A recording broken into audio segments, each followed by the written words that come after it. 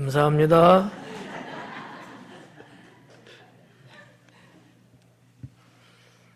지난주에 하율이가 신청을 했어요. 나온 것만도 잘한 거야. 근데 찬양도 잘하지만 마무리 인사를 잘했어. 마이크 던지는 건 그래도.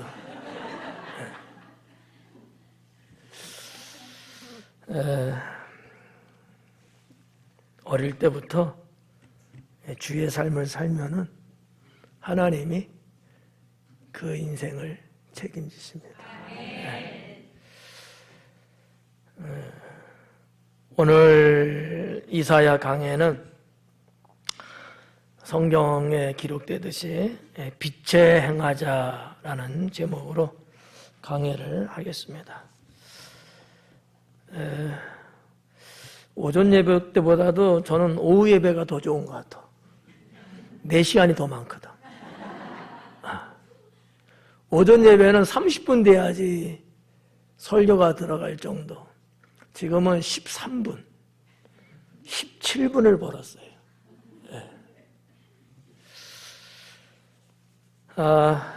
자, 오늘 5절부터 한번 볼게요.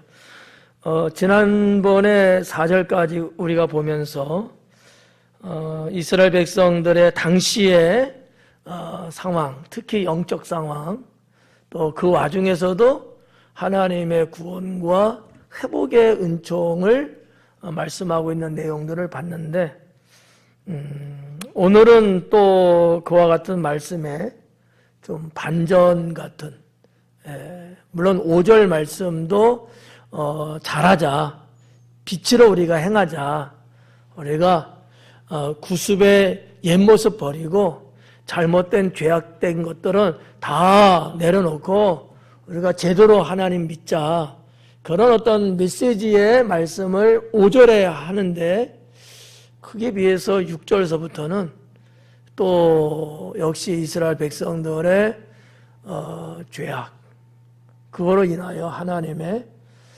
진노와 심판이 예고되어 있고, 또 그러면서도 끝까지 놓지 아니하시고 부르시고 그러는 주님의 모습을 11절까지 볼 수가 있습니다. 한 절 한 절씩 볼 때 여러분들이 본인들의 신앙과 삶에 비춰 보면서 은혜가 될 수 있기를 바랍니다. 5절 말씀해 보니까 야곱 족속아 오라 우리가 여호와의 빛에 행하자 그래요. 야곱 족속아, 이 야곱이라는 어떤 인명, 사람의 이름이 나왔는데 이거는 진짜 야곱을 말하는 거예요.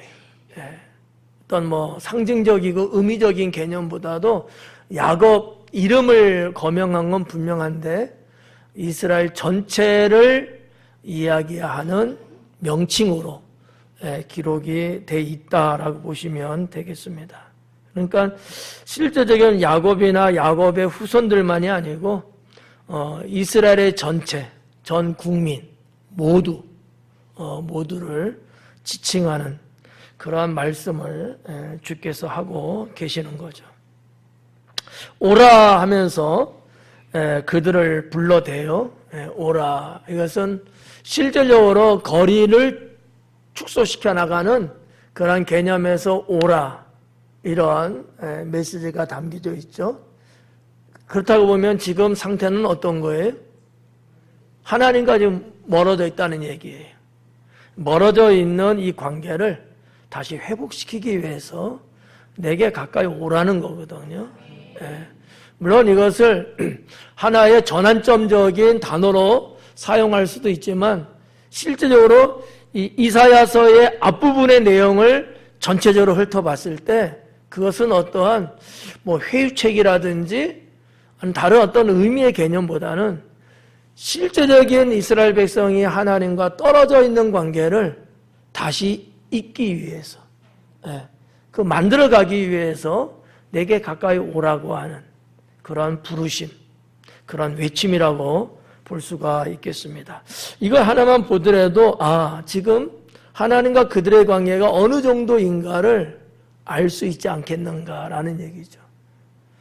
여호와 하나님과 더불어 함께 있다면은 이게 오라라는 말씀은 안 하겠지. 제가 볼 때 이럴까, 그 오라라는 단어보다 이거 같아요. 봐라, 이런 단어. 네, 봐라. 근데 이제 그 간극이 너무나 크기 때문에 그런 개념보다는 불러대는 주님의 의미가 있는 단어를 쓴 것이 아닐까라고 봐지고요. 우리가 여호와의 빛에 행하자 그래요. 사실상 지금 문제가 되는 대상자는 이스라엘 백성이거든요. 이사야 선자의 관점에서 볼 때는 본인은 아닐 거예요. 그럼에도 불구하고 나도 포함시킨, 나도 예외는 아니다. 나도 포함된 우리라는 단어를 사용어가 있다는 데 대해서 이스라엘 전체적인 죄악, 이스라엘 전체적인 문제점이 아니었을까 이렇게 보는 거고요. 또 하나는 이사야는 우리라는 단어를 쓸 정도로 이스라엘 백성을 이렇게 뭐라고 할까, 나하고 상관없는 어떠한 하나님 말씀의 대상자로만 보지 않았다는 거죠. 나도 동일 선상에서 보고 있는 이스라엘을 여전히 이사야 선자는 상당히 마음에 품고 있는 그러한 영적 상태라고 볼 수가 있고요. 제목 붙였던 것처럼 여호와의 빛에 행하자라고 이야기합니다. 이 5절 말씀을 보면은 좀 이런 것 같아요. 죄악에서 우리가 이제는 벗어나서, 지금 우리가 하나님을 떠나 살면서 오만 가지 죄악 속에 있지 않느냐. 이 죄악에서 벗어나서 하나님이 우리를 선민으로 택해주지 않았느냐. 이 하나님의 이 언약의 백성답게 우리가 회복하자. 우리가 하나님의 자녀답게 우리가 복된 인생을 좀 누리며 살자. 이러한 암시적이고 그러한 어떤 소망적인 마음을 전하고 있다라고 저는 생각해 봅니다. 그래서 5절 말씀이 어떻게 보면 상당히 중요한 말씀이 아닐까. 이 한 절 속에 하나님의 마음도 담겨 있고 선지자 이사야의 마음도 담겨 있고, 그러나 그 두 분의 공통적인 것은 회복이 있지 않았을까 이렇게 봐집니다. 빛에 행하자라는 단어를 쓰고 있는데 이 빛은 또 뭐를 의미하는 걸까? 정말 뭐 태양빛 뭐 이런 걸까? 우리가 예수님 하신 말씀을 보면 너희는 세상의 빛이요 그러잖아요. 자, 그런 여러 가지 신구약을 다 통합적으로 봤을 때 분명히 이 빛은 하나님이 비춰주시는 하늘의 빛일 거다. 이 천국의 빛일 거다. 이렇게 볼 수 있는 거죠. 상징적인 단어예요. 상징적인 거. 그럼 하나님께서 빛을 비춰주시고 주의 종을 통하여서 그 빛 가운데 우리가 살자. 빛 가운데 우리가 행하며 살자. 이런 얘기인데 그러면 이 빛이라고 하는 것이 정작 뭐를 말씀하고 있는 걸까? 한 3가지 정도로 볼 수 있는데 하나는 하나님의 임재하심이에요. 하나님의 임재하심. 언제나 하나님께서는 그의 백성들에게 임하실 때에 몇 가지 중에서 이 빛으로 임하셨다는 사실이죠. 상당히 중요한 거예요. 우리가 성경적으로 보나 기독교 신앙적으로 보나 이 빛이라는 것을 빼고서는 생각할 수 없을 만큼 상당히 중요하다라는 거죠. 또 그 빛이 암시하고 상징하고 있는 게 뭐예요? 어둠을 제거하는 거거든요. 어둠을 제거하는 거. 근데 이런 어둠을 제거한다는 물리적인 것뿐만 아니라 이 빛이라고 하는 것은 이 따뜻함을 줄 수 있는 불의 성질을 갖고 있거든요. 좀 이해갈까요? 네. 빛이 올 때 따뜻하거든. 저는 빛이 올 때 더워. 저 위에서부터 빛을 내리쬐면 온몸에 등짝에서 땀이 나고 예배 끝나고 내려가면 안에 입은 와이셔츠가 젖는단 말이죠. 가만히 있으면 그럴 리가 없죠. 빛이 비침으로 인해서. 하나님의 빛이 임하는 것도 또 일반적인 빛이라는 것도 우리들의 삶 속에 비춰질 때 이 따뜻함을 주지 않겠어요? 그래서 이 빛이라고 하는 것이 빛 가운데서 행하자, 이 말은 우리 하나님의 임재하심만 있는 게 아니고 그 하나님의 그 따스함 속에서 우리 하나님의 내버려진 어떻게 보면 진노와 심판이거든요. 이 내버려짐이 아니고 품으시는 이런 하나님의 어떤 속성을 또 연결시킬 수도 있는 단어가 이 빛이라고 해석할 수 있고요. 또 하나는 진리라고 볼 수 있어요. 진리. 여호와의 빛에 행하자. 이 빛이 뭐를 의미하는 거냐? 진리다라는 거죠. 진리는 말씀하고 연결되죠. 말씀은 곧 진리고. 진리라고 하는 것은 근데 이 말씀을 말씀드리려고 하는 건 아니에요. 좀 더 동사적으로 삶을 말하고 싶어요. 진리라고 하는 어느 말씀, 성경 말씀 이런 말씀보다도 그 하나님의 진리 가운데 살아가는 삶을 저는 소개해드리고 싶습니다.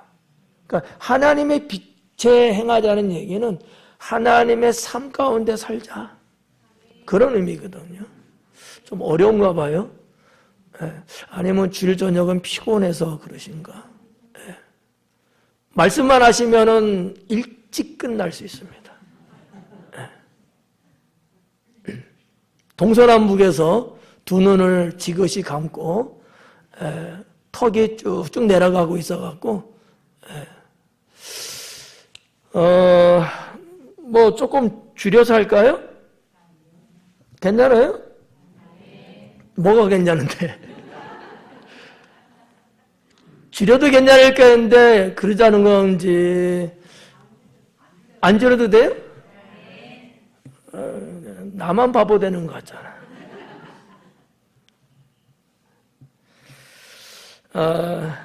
진리가 두 번째 빛의 의미를 좀 볼 수 있고 세 번째는 생명이 아닐까. 생명. 빛은 생명을 만들어내고 살립니다. 우리가 자연적인 식물학적으로 볼 때도 빛이 없으면 살 수가 없거든요. 바람도 있고 물도 있어도 빛이 없으면 모든 생명은 죽습니다. 아마 지구가 태양의 빛이 도달하지 못한다면 살까요? 죽을까요? 잘 죽으십시오. 살 수가 없거든요. 살 수가 없어요. 그러니까 이 빛이라고 하는 것은 이런 어떤 생명하고도 상당히 그 관련이 있지 않겠느냐. 빛에 행하자는 얘기는 하나님이 부여하신 이 생명을 갖고 살자는 얘기예요. 근데 지금 이스라엘 백성들은 어떻게 살고 있어요? 그 생명을 잃어버리고 살고 있거든요. 그런 말씀하고 연관시켜 봤을 때, 이 빛에 행하자는 얘기는 하나님의 임재하심, 그리고 하나님의 진리, 삶, 그리고 세 번째는 하나님의 생명. 이렇게 여러분께 좀 소개하고 싶고요. 그런데 이제 어떻게 보면 이와 같은 하나님의 임재하심과 진리의 삶과 생명이 소생하게 되는 이러한 삶을 이스라엘 백성들은 이전 과거의 삶 속에서 이미 경험을 다 한 자들이거든요. 이게 그런 적이 한 번도 없고 아주 생소하고 야 이거 어떻게 해야 되지? 마치 학생이 숙제를 걱정하듯이 경험이 전혀 없었던 게 아니거든요. 예전에 그렇게 살았던 자들이거든요. 근데 그것을 지금 떠나 살고 있기 때문에 이사야 선지자는 다시 그들에게 이야기하는 거죠. 우리가 여호와의 빛에 행하자. 그래야 우리는 살 수 있다. 그 말씀이라는 거죠. 6절 말씀에 보니까 주께서 주의 백성 야곱 족속을 버리셨음은 전혀 다르죠. 5절에는 뭔가 될 것 같은 그런 말씀인데 6절에 와갖고는 버리셨다라고 말씀하고 있어요. 그러니까 지금의 상태는 버려진 상태. 이 말을 좀 다른 말로 말하면 이스라엘 백성들은 이미 하나님과 멀어진 상태, 하나님과 떨어져 있는 상태, 죽어 있는 상태라고 영적으로 볼 수 있는 거죠. 야곱 족속을 버리셨음은 그냥 이사야서 전체를 이렇게 쭉 보고 이스라엘의 역사를 쭉 알고 있으니까 그거를 이렇게 하나의 그림을 이렇게 봤을 때 뭐가 예시되냐 하면 하나님의 진노와 심판은 따르고 있다라는 것을 볼 수 있는 거죠. 왜냐하면 우리는 이스라엘의 역사를 이미 알고 있고 성경도 이미 기록되어 있는 것을 우리는 보고 있는 입장이기 때문에 분명한 것은 하나님은 이러한 이스라엘 백성들을 결국 심판하시는 이 심판하심을 제끼고 뛰어넘고 가지 않았다는 거죠. 상당히 좀 음성적인 분위기인데 저는 오히려 여기에서 우리는 깨달아야 되지 않겠느냐. 깨달아야 된다라는 거죠. 하나님을 떠나 살고 하나님을 저버리고 살고 하나님의 가정이 여기는 것을 마음에 담고서 산다면 예외 없이 하나님의 진노와 심판 받을 수밖에 없다.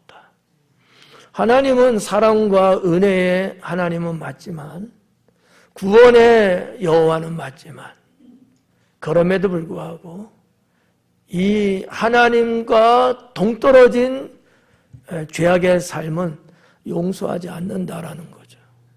이 점을 우리가 무시해서는 안 됩니다. 조금 사이드적인 좀 오늘 본문 강의에서 조금 떨어져 있는 말씀이긴 합니다만 여러분의 목사는 늘 걱정하는 것이 하나 있죠. 그게 뭐냐 하면 우리가 하나님 믿고 신앙생활하면서 본질을 잡고 놓치는 경우들이 있어요. 제가 가끔씩 이 말씀 드리거든요. 예를 들어서 그런 거잖아요. 주님의 일을 한다고 열심히 부지런하게 힘써서 하는데 거기까지는 좋은데 그것 때문에 하나님과의 관계나 내 영혼이 살아가는 데 필요한 예배는 등한이 된다. 과연 그거 갖고 하나님 앞에 면책사항이 될 수 있을까? 라는 거죠. 내가 세상살이 정말 주님 말씀처럼 열심히 부지런하게 살려고 바둥바둥하면서 막 그래. 거기까지는 좋아.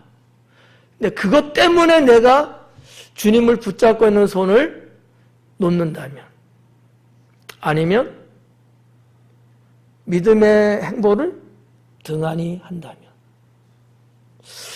과연 면책사항은 될 수 있을까? 제가 예배를 준비하려고 쭉 시간을 이제 할애하죠. 때로는 시간이 부족해서 밤잠 못 자고 새벽에 잠을 드는 경우들이 종종 있어요. 이 정도면 열심히 하는 거죠. 그렇다고 고개나 끄덕이죠. 한번 해봐요. 그런데 그거를 한다고 해서 내가 나 자신 스스로가 예배를 등한히 여긴다면 과연 그게 면책사항은 될 수 있을까? 세 가지를 예를 들었는데 이 다 뭐를 말하냐면 신앙의 근본이 깨진다면 그 어떤 것도 하나님은 허용할 수 없다라는 거예요. 그건 핑계가 안 돼요. 내가 특별하게 주를 위해서 뭐 하는 건 없을지라도 주님을 믿는 신앙의 근본적인 것만큼은 지켜야 된다 라는 얘기거든요. 이해가요? 이스라엘 백성의 멸망은 거기에서 금이 갔습니다. 거기서 금이 간 거예요. 하나님 안 믿지 않았잖아요. 그래도 이방 나라 등등으로 쭉 둘러봤을 때 그래도 제일 낫어. 하지만 하나님이 말씀하고 원하는 데는 턱없이 부족했을 뿐만 아니라 곁길로 빠졌거든요. 마음은 있죠. 근데 마음만 있을 뿐 그 모습을, 믿음의 모습을 보이지는 않았어요. 이게 과연 하나님의 면책사항이 될 수 있을까? 저는 없다고 믿어요. 특별하게 잘하는 건 없어도 하나님 자녀답게 구원의 백성으로서 기본의 도리는 지키고 신앙의 길을 걸어가야 된다라는 거예요. 예. 열심히 내가 누구보다 더 열심히 내가 사역하고 교회일도 막 하고 그래. 얼마나 힘들겠어요. 뭐 파김치 되는 것 아닌가요? 이 정도 시간 되면. 그러나 예배가 무너지면 그게 무슨 의미가 있겠느냐라는 거죠. 이 말씀은 예수님이 하신 말씀을 응용한 거예요.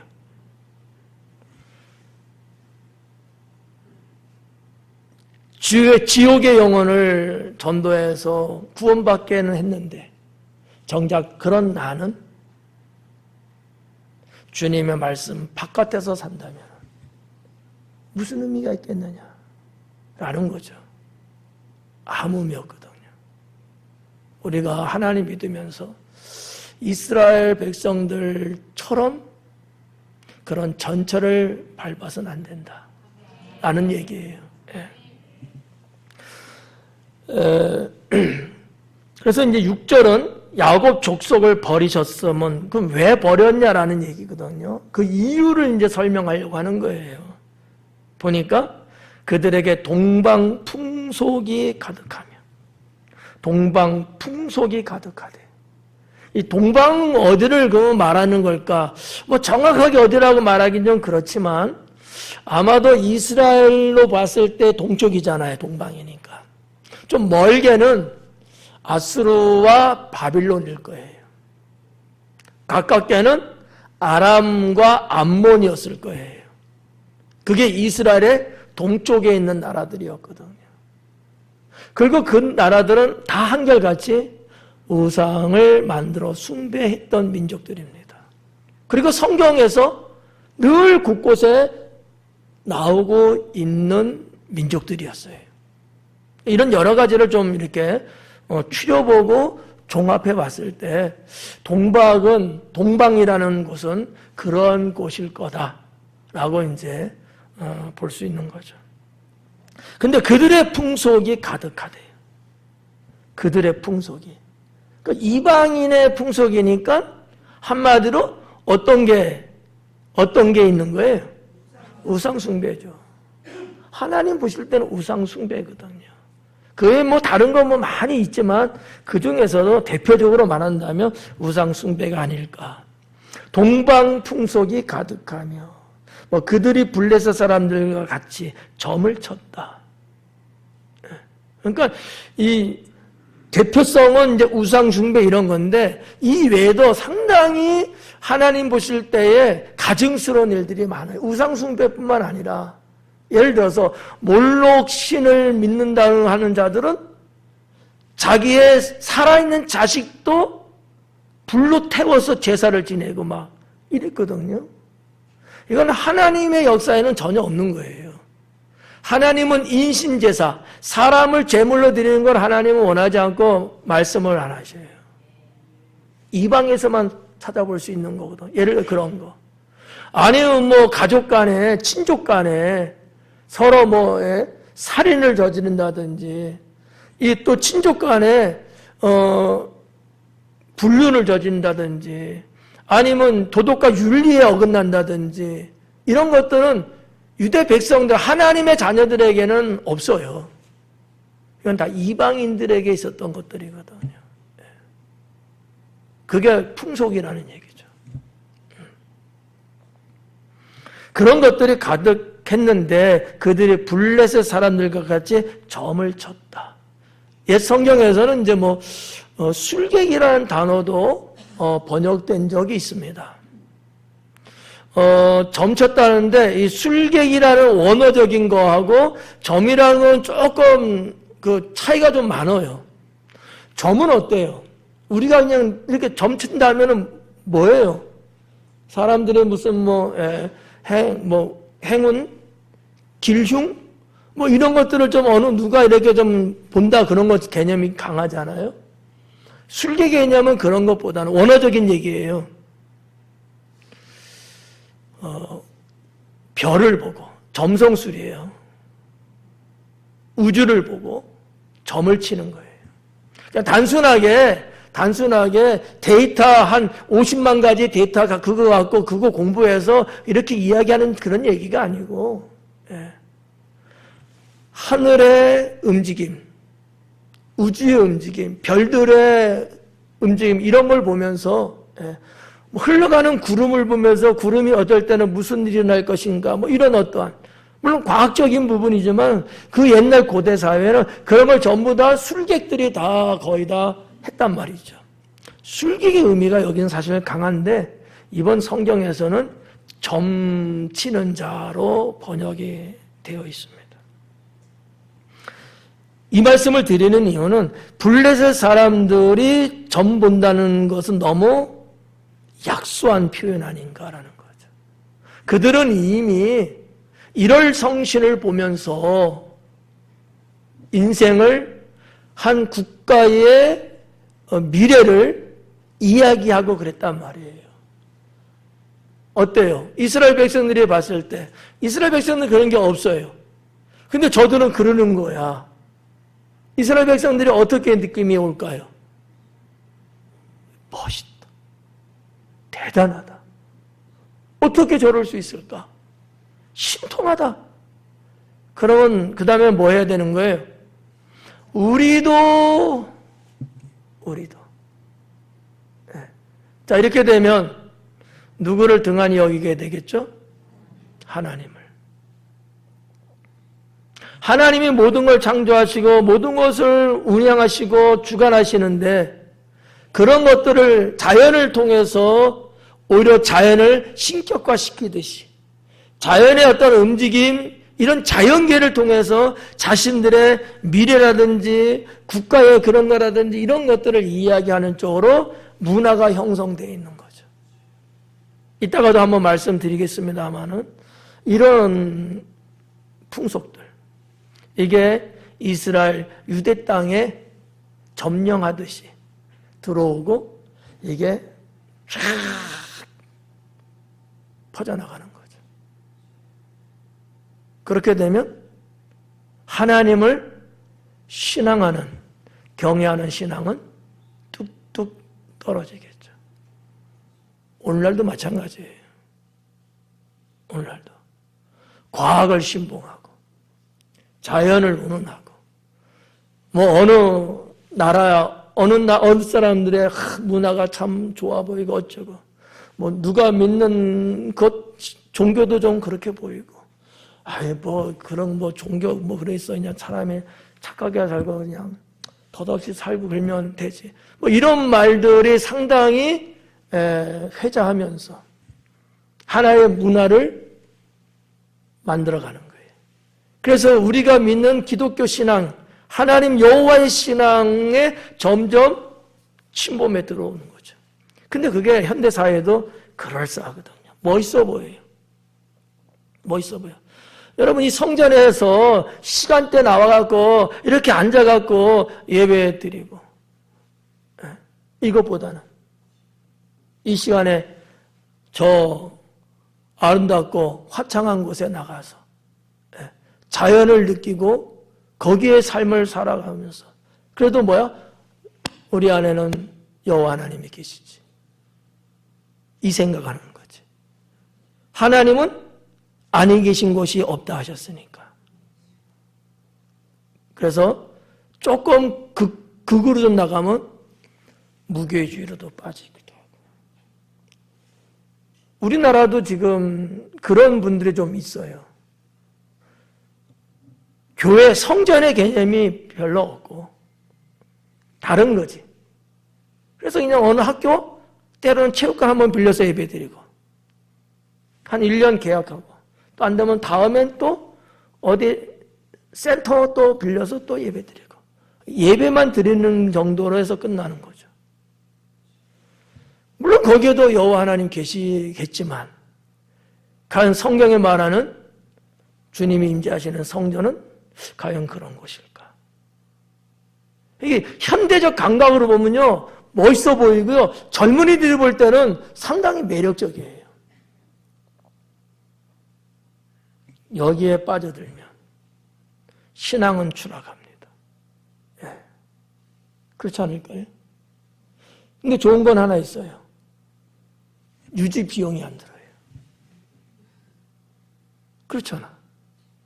여러분 우리 교회 이렇게 이 건물 한 달에 유지하는 비용이 여러분 별로 안 들까요? 많이 들까요? 이게 필요가 없는 거야. 물론 임대료는 나가겠지만 그래도 그게 속은 편해. 신경 쓸 게 없잖아요. 관리에 신경 쓸 게 없잖아. 예. 뭐 예배 때만 얼굴 보면 되니까 어디서든지. 예. 그래 봄철 이렇게 이제 4월, 5월 되면 잔디밭 어디 공원에서 모여갖고 예배 한번 또 드리고 뭐 이런 식으로 추구하는 세상이 21세기죠. 이와 같은 어떤 문화에 끌려가고 문화에 매장돼 버리는 종교. 이게 고대 사회에서도 있었다라는 얘기입니다. 결론은 망했다는 거죠. 예. 자, 아무튼 이렇게 블레셋 사람들 같이 점도 치고 이방인과 더불어 손을 잡아 언약하였음이라 그러는 거예요. 왜 하나님이 야곱 족속을 버리셨느냐? 그 이유에 대해서 6절은 기록한 거죠. 저기 이방인과 더불어 손을 잡아 언약했다. 이 말씀을 한 3가지 정도로 그 뜻을 좀 달리 해석할 수 있다고 이제 봐줘요. 이방인과 더불어 손 잡았다는 게 무슨 뜻이냐? 한 3가지로 한번 생각해 볼 수 있는데 하나는 이방인 자녀 가운데서 만족하며 살았다라는 의미가 담겨 있지 않겠는가라는 거죠. 이방인 자녀 가운데서 이방인 자녀들, 우리 자녀들도 있지만 이방 사람들 가운데서 살면서 그냥 좋네 이렇게 산 거예요. 처음에는 한 99대 1 이랬을 거야. 어느 시간이 지나면 80대 20, 60대 40. 그러다가 반반, 하나님 반, 50%, 그런 쪽 한 50%. 이게 역전이 돼갖고, 이제는 우리가 30, 저쪽이 70. 이런 식으로 가는 거지. 이방인의 그 삶 가운데서 사는데 불편함이 없어요. 사는데 불편함이 없어.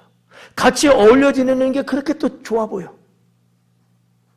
그러면서 그 삶, 그 환경, 그 라이프 스타일을 만족했다는 의미가 아니겠는가. 이렇게도 볼 수 있다는 얘기죠. 두 번째는 많은 이방인들의 자녀들이 그들에게서 출생되었다라는 것도 짚고 넘어갈 필요가 있을 것 같아요. 많은 이방인의 자녀들이 그들에게서 태어났다는 거죠. 이게 무슨 말인지 좀 제가 어렵게 말씀드렸는지 몰라요. 유대 백성들인데 그들에게서 이방인의 자녀들이 태어나. 그럼 뭐예요?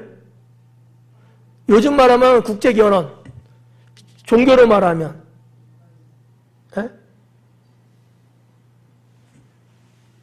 서로 종교가 다른데 섞인 거야. 잘 살면 되지 뭐. 그래도 그랬겠죠. 그 뭔 상관 있어? 우리가 믿게 하면 되지. 이랬을 수도 있죠. 옛날 구약 시대 때도 그와 같은 일들이 종종 있었어요. 그러나 하나님은 그걸 원치 않았죠. 혼혈이 됐잖아요. 혼혈. 심지어 구약성경 모세오경에 보면 말이죠. 옷을 입는 것도 옷의 옷감이 섞이는 것을 금하게 하셨거든요. 왜? 아니 무슨 뭐 이 부분은 무슨 옷감이 들어가고 재질이 들어가고 서로가 다른 거야. 섞인 거야. 그게 뭐 죽고 사는 문제 있어요? 아니잖아요. 그러한 사상이 배이면 이방 신을 믿게 되고 이 혼탁해진다는 그런 것 때문에 그러지 않았겠느냐라는 거죠. 그래서 중국집 가면 짜짬?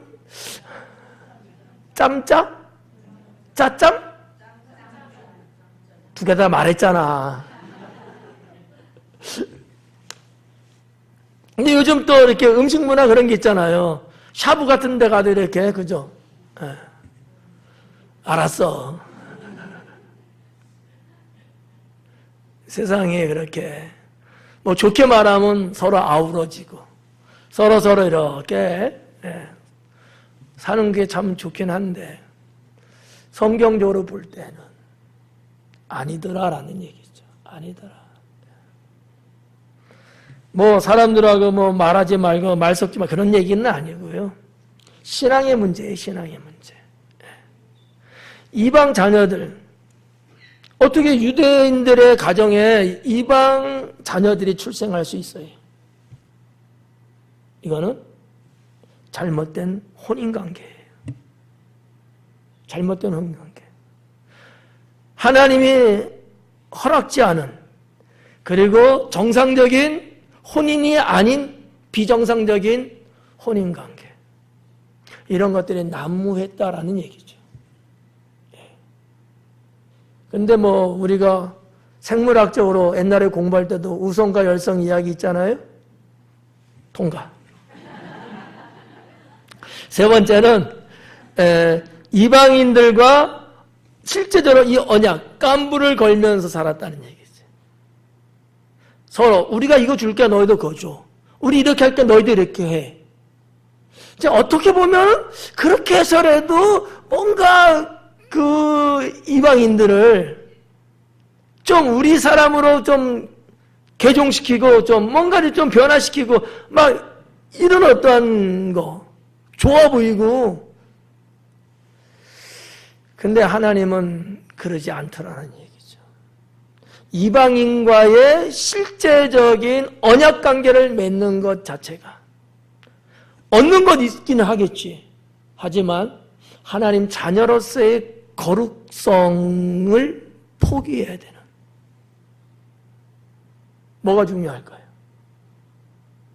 하나님 믿는 자에게는요 생명보다 더 중요한 게 영혼의 거룩성이거든요. 근데 그걸 내줘야 되는 거야. 언약 속에는. 지금도 미국 트럼프 대통령이 아주 전 세계적으로 지금 관세 전쟁을 하고 있지 않습니까? 자국 국민들을 살려야 된다는 충정하에 말이죠. 네, 여러 가지 난간에 부딪히고 우왕좌왕하는 경우도 좀 있고 말이죠. 자, 아무튼 그런 내용들을 우리가 이 6절에서 이방인과 더불어 손을 잡아 언약했다라는 것, 그 속에서 한 3가지 정도를 한번 생각해 본 겁니다. 그냥 한 소리는 아니에요. 이미 성경 여기저기에 다 담겨져 있는 내용들을 추려서 말씀드린 거니까. 7절에 그 땅에는 은금이 가득하고 보화가 무한하며 그 땅에는 마필이 가득하고 병거가 무수하며. 참 재밌는 단어들을 많이 사용했어요. 여기 보니까 가득하고 무한하고 가득하고 무수하다. 똑같은 말인데 반복해서 나갔죠. 어려운 용어는 피해서 말 안 할게요. 그런데 이런 방식이 지금 뭐를 볼 수 있냐면 이런 거예요. 어느 정도까지 하면은 이젠 됐다. 이제는 살만하다. 이 정도면 좋지 하고 끝내고 마무리 져야 되는데 그러지 않고 있다는 얘기예요. 계속해서 더 그쪽으로 더 진보해 가고 있는 거예요. 만족하지 않고 감사하지 않고 더 계속적으로. 뭐가? 경제적인 것과 군사적인 것을. 이 앞부분에 보면은 뭐라고 나와요? 뭐가 많대요? 은금이 가득하고 보화가 무한하다. 경제적인 얘기예요. 그 뒤에는요. 마필이 가득하고 병거가 무수하대요. 낱말 설명은 안 해드려도 되죠? 앞부분은 경제적인 얘기고요. 뒤에는 군사적인 얘기예요. 어떻게 보면 고대 사회에 이것처럼 중요한 것은 없었죠. 경제적인 거 필수죠. 군사적인 것도 필수였거든요. 힘이 약하면 점령당하고요. 노예로 전락할 수밖에 없어요. 그러니까 보편적으로 먹고 사는 경제적인 문제, 잘 되고 있는 거야. 군력을 향상시켜서 우리 민족을 지켜나가는 거, 너무 잘하는 거야. 근데 이 일을 계속해서 끊임없이 계속해서 그쪽으로만 치닫고 있다라는 얘기지. 무슨 마음은 잃어버렸을까요? 여호와 하나님을 경외하는 마음은 상대적으로 잃어가고 있습니다. 이해가요? 사람은 너나 할 것 없이 100% 완족을 못 채워요. 마치 어떻게 보면 모래시계 같은 거죠. 이거 100%, 저것도 100%, 저것도 100%. 원래 내가 100%인데 이것저것 다 100%씩. 그럼 나는 1000% 되는 거거든. 이러면요, 빵 터지고 산화되고 그래요. 그게 안 되는 거예요. 총체적인 100%에서 이거 20%, 이거 15%, 저거 30%, 저거 5% 이런 식으로 존재하는 거거든요.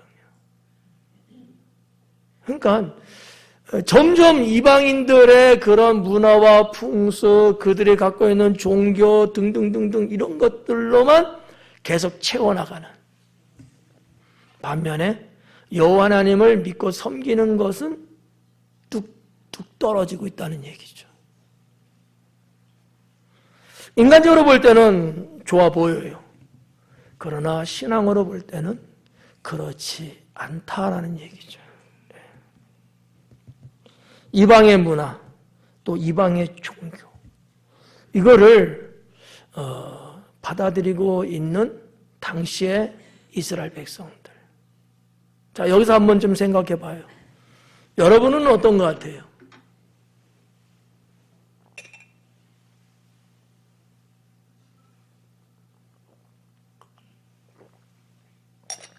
여러분은 이방인의 종교와 문화를 받아들이는 것 같아요? 안 받아들이는 것 같아요?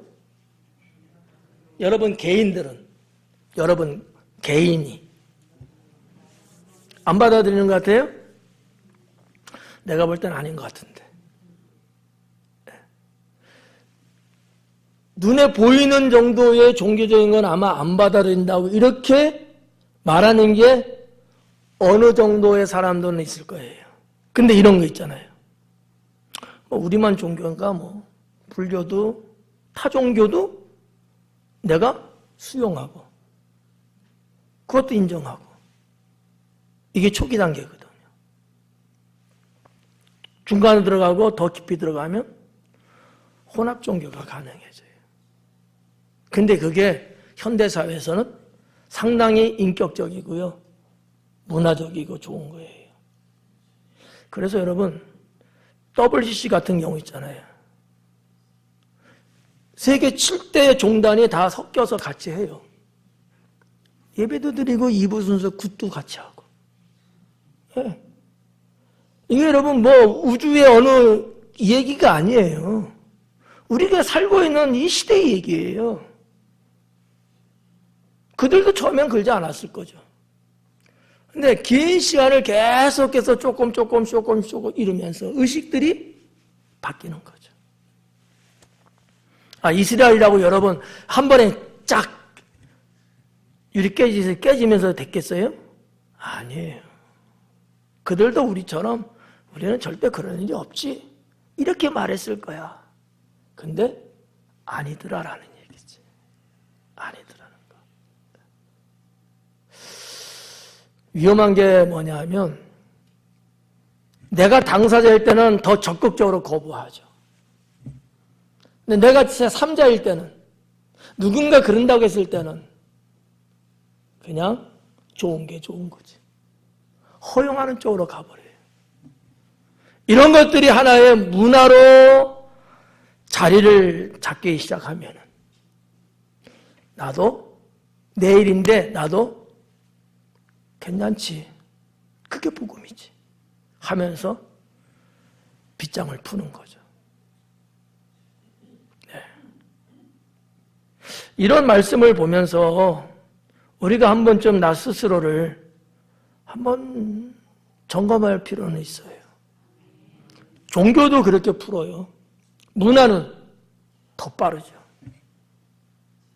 이방인의 종교, 타 종교, 심지어는 이단의 어떤 문화, 그들에게 문화가 있을까 없을까요?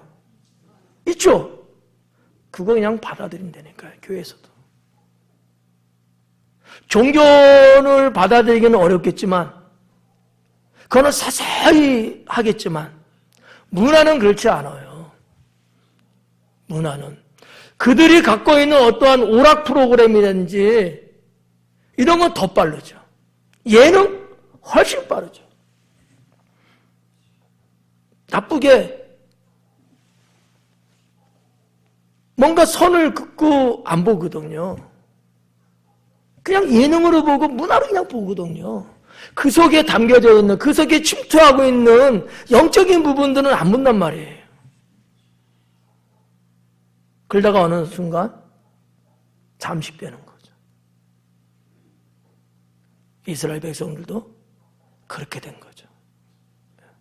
그래서 우리는 스스로, 본인 스스로 이런 부분들을 잘 해나갈 수 있어야 되는데 그게 어려운 거죠. 성도들이. 본인 스스로 분별을 잘 못하잖아요.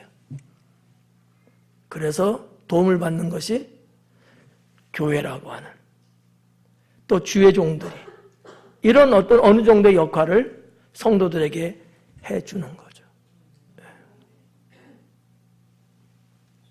저는 이 강해를 준비하면서 그런 부분들, 이 부분을 여러분에게 없는 시간을 들여서 다 할 수는 없기 때문에 못하지만 그냥 일부분 맛배기 정도로 여러분에게 살짝 지금 언급해 드린 거예요. 그런 것들이 결국은 이스라엘 백성들도 우리도 아니라고 그러잖아. 여러분도 아니라고 그랬잖아요. 아니라고는 나는 보지만 이것도 무너지는 것 시간 문제일 수 있다. 왜? 깨어있지 못하고 경성하지 않으면 누구도 장담 못해요. 여러분 성경에 나오는 삼손 손이 3개랬잖아요. 아니에요? 처음에 유혹할 때 처음에 넘어갔어요? 안 넘어가잖아요. 그게 삼손의 원래 마음이야. 원래 신앙이고. 계속 몇 번을 거듭하면서 결국 넘어가잖아요. 그런 거라는 얘기죠. 장사 없다는 얘기예요. 스스로 빗장을 지키지 못하면, 스스로 영적인 것들을 지켜내지 못하면 어느 누구도 예외는 있을 수 없을 겁니다. 설교하는 목사도 마찬가지고요. 나 스스로 내가 지킬 것, 나 스스로 내가 행할 것, 나 스스로 내가 뭔가 하나님의 종으로서의 위치를 내가 갖는 이런 것들, 나 스스로 그래 이번만 그냥 그러지 뭐. 여러분 그렇게 해주길 원하잖아, 그죠? 목사님, 우리 목사님은 너무 뭐 강해, 목사님은 안 된다 그랬어. 근데 어느 날, 목사님, 그래, 이번만, 오늘만 그냥 하자고. 이러면, 와! 그러죠. 근데 아무튼, 저는 그렇게 생각해요. 누구를 뭐라고 하기보다는, 일단은 내 자신을 내가 지키기 위해서는, 나에 대해서는 철저하게 좀 대비해야 되지 않겠는가. 네. 그런 마음이죠. 그래서 이제 7절은 우리가 그런 내용으로 좀 보면 되겠고요. 8절에 그 땅에는 우상도 가득하므로, 이제 더 강하게 나왔네요. 우상도 가득하대요. 그들이 자기 손으로 짓고 자기 손가락으로 만든 것을 경배하여 그래요. 그러니까 결국 우상은 뭐예요? 경배하는 대상이 된 거거든요. 아까도 살짝 언급했습니다만 이 우상, 여기 지금 이 우상이라고 이 단어가 되는데 이게 이제 그 히브리어로 엘릴림이라고 하는 단어거든요. 엘릴림. 근데 이 우상으로 이제 번역된 이 내용에 이 우상이 그 시대에 어떤 우상들이 좀 있었느냐 하면은 아까 말씀 살짝 하나 드렸죠. 몰렉이라는 우상. 예. 또 여러분 뭐 다곤, 블레셋에서 다곤 신, 뭐 이런 거. 또 엘리야 선지자 때 무슨 목상? 무슨 선지자? 아세라 목상, 바알 선지. 이런 여러 이 신상, 여러 그런 잡신적인 것들이 이스라엘 주변 국가 민족에게 많았거든요. 그런 우상들이 가득했다라는 거죠. 가득할 수 있어요? 가득할 수 없어요. 근데 그런 우상에 들어와 정착하는 거야. 왜? 허용을 하니까. 허용을. 철저하게 막강하게 막아야 되고 그래야 되는데 이래서 저래서 자꾸 허용을 하는 거지. 그럼 무너지는 거예요. 그래서 그 우상에 대해서 자기 손으로 지었고 자기 손가락으로 만들었대요. 근데 거기에다가 경배한다는 얘기죠. 아주 전적인 우상이죠. 아무것도 아닌 거예요. 여기 십자가 종 있네. 이게 누가 만들었어요? 사람이 만들었지 당연히. 예. 근데 여기다 절을 하는 거와 똑같은 거야. 십자가 종이시여 우리 집안을 살펴주시고. 똑같은 거예요. 여러분 볼 때 우습잖아요. 그죠? 근데 지금 여러분이 주님 안에 있으니까 이게 우습게 느껴지는 거지, 그러지 않을 때는 그럴 수 있다고 보는 거지. 예를 들어서 여러분 어디 여행을 가고 유명 어떤 시설에 갔어. 근데 그 어디 이렇게 가면서 만지면은 소원을 이뤄준대. 근데 그 발가락이야. 만져요, 안 만져요? 만지는 사람 분명히 있을 텐데. 물론 그걸 믿어서 만지는 건 아니겠지. 그냥 남들 그러니까 하는 거겠지. 처음엔 다 그래. 나중에는 정말 거기에 신앙을 불어넣고 만져요. 지금은 먹고 살만 하잖아. 근데 몸이 아파. 너무 아파. 근데 그거 하면은 병이 낫는데. 아니, 하다못해 그 동상에서 떨어지는 물을 받아 먹으면은 낫는데. 낫대 누가? 먹을까 안 먹을까요? 김미진 권사님만 안 드시는 것 같아. 먹게 된다고. 그래서 우상 숭배가 되기 시작하는 거야. 요즘은 아들이 좋아요? 딸이 좋아요? 나 아들이니까 말 좀 잘해요. 좋아, 딸이 좋다 그래. 근데 내리 아들만 넷났어. 딸 하나 낳고 싶어. 그런데 어디 가서 하면은 딸이 안 돼. 갈까 안 갈까? 여러분들은 안 간다고 말하지만 정말 딸이 없어서 불행하고 고통스러운 인생을 나날이 살고 있는 사람이라면 이거 녹화 다 되고 있어. 예. 분명히 가는 사람이 있어요. 하나님 믿지만 어떻게 해석해야 되죠? 예? 우리가 이스라엘 백성들 뭐 이러쿵저러쿵 말하기도 합니다만 그들만 특별해서 그런 건 아닐 거예요. 우리도 깨어있지 못하고 무장하지 못하면 정신 못 차리면 말씀 진리를 모르면 우리도 역시 그럴 수밖에 없습니다. 그럴 수밖에 없어요. 배명희 집사님 신방을 갔는데 배명희 집사님 잘 계셔요. 근데 안수기도 해주고 왔거든요. 배 집사님 하는 얘기예요. 자기는 목사님 외에는 어떤 목사님한테도 안수기도 받은 적이 없대요. 거부한대요. 그러면서 그 옛날에 20여 년 전에 성경 공부하고 배웠던 것을 지금도 마음에 담고 있으시면서 목사님께 이런 말하면 자화자찬 같다.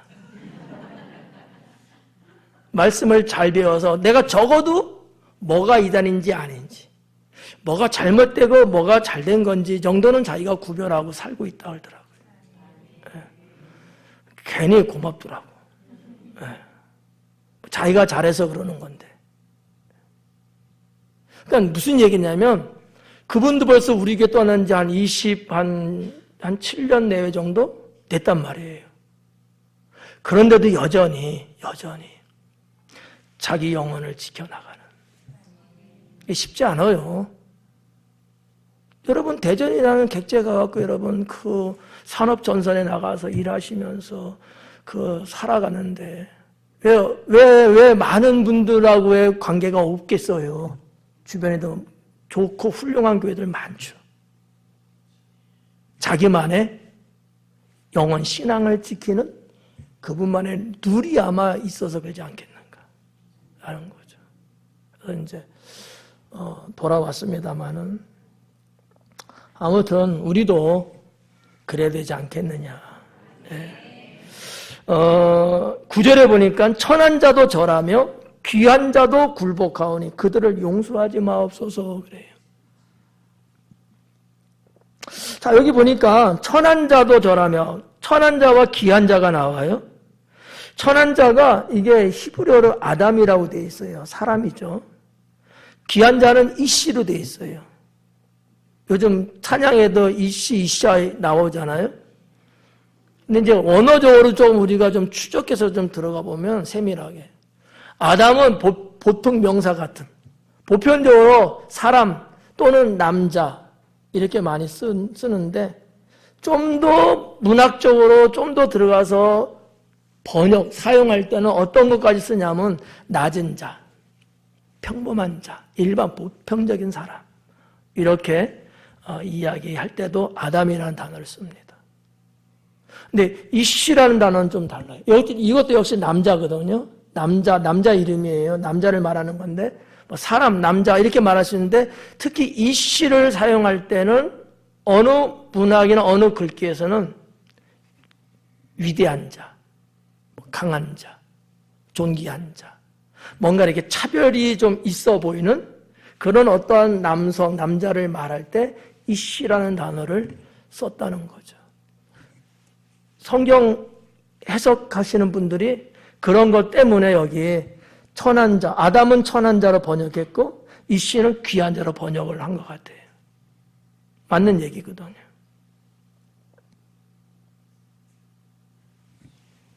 천한 자도 절했대요. 이 절하다, 경배하다는 단어로 번역되는 건데 다른 단어로 번역하면 내려가다. 이렇게도 번역이 돼요. 그러니까 일반 백성들, 일반 그런 사람들 어떻게 됐어요? 인생에 추락하고 떨어졌다는 얘기예요. 낮아졌다는 신분이. 귀한 자는요, 이씨, 귀한 자. 귀한 자들을 머리를 숙였다. 굴복했대잖아요. 이것도 역시 나락으로 떨어짐을 말하고 있는 단어거든요. 그럼 무슨 얘기예요? 천한 자, 귀한 자 다 그들이 그렇게 되게 하옵소서.